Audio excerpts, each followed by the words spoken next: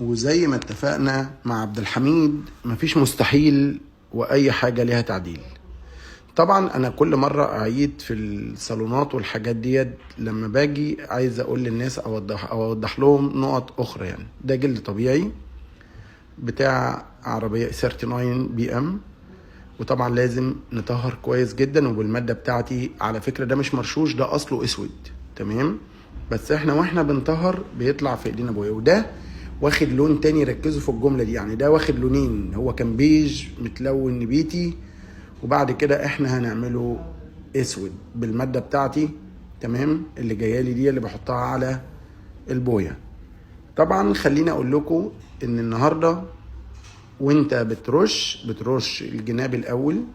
طبعا انا مش بعلم الناس ولا حاجة، انا بقول رأيي زي ما انا بشتغل، بحيث ان ده برضو بيفرق في الرش وفي البويا وفي ترتيب المراحل بتاعة الكنبة او الكرسي او اي حاجة من الجلد. يعني طبعا الفوارق الاول، الفوارق اللي في الجناب دي بناخدها الاول، الفوارق دي علشان ما تسيلش منك او لو البويا، وبناخد وش عفرة بعد كده.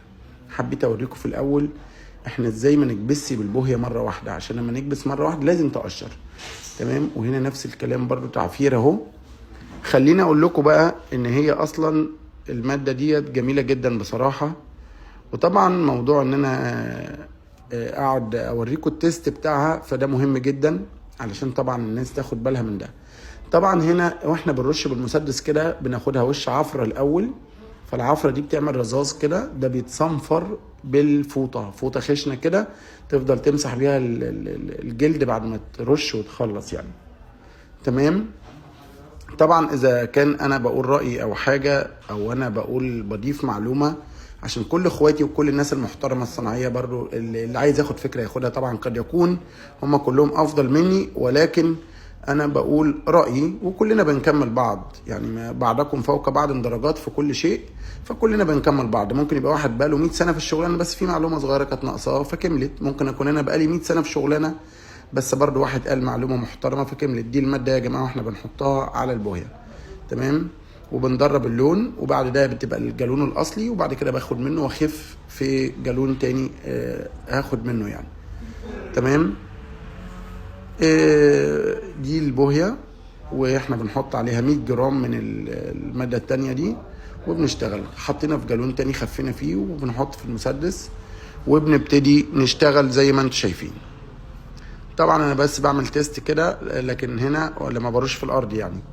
هنا زي ما انتم شايفين بقى احنا هنبتدي، ده الوش النهائي، فهنبتدي نرش بطريقة معينة، وهو الجلد قطعة، فكل قطعة ركز معاها عشان اللون يطلع كله حتة واحدة في الاخر. يعني مش رش كده وخلاص، لا ده انت بتاخدها قطعة الجنب قطعة لوحده، واللي في النص ده قطعة، واللي في الجنب التاني قطعة، وبعد كده بتاخد اللي فوق لوحديها، وكل حاجة ليها اتجاه معين علشان تاخد البوية على شكل محترم.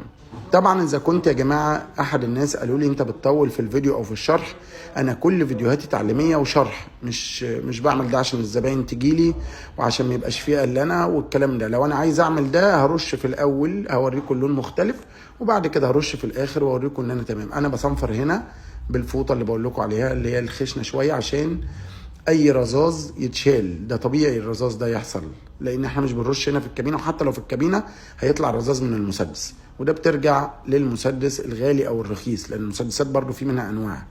هنا زي ما انتم شايفين طبعا هتطلع جميله جدا. وخليكم معايا لاخر الفيديو وشوفوا في الاخر، واللي مش حابب يسمع كلامي ممكن يشوف في الاول ويجري يشوف في الاخر، وطبعا ده رايي يحترم لاي حد.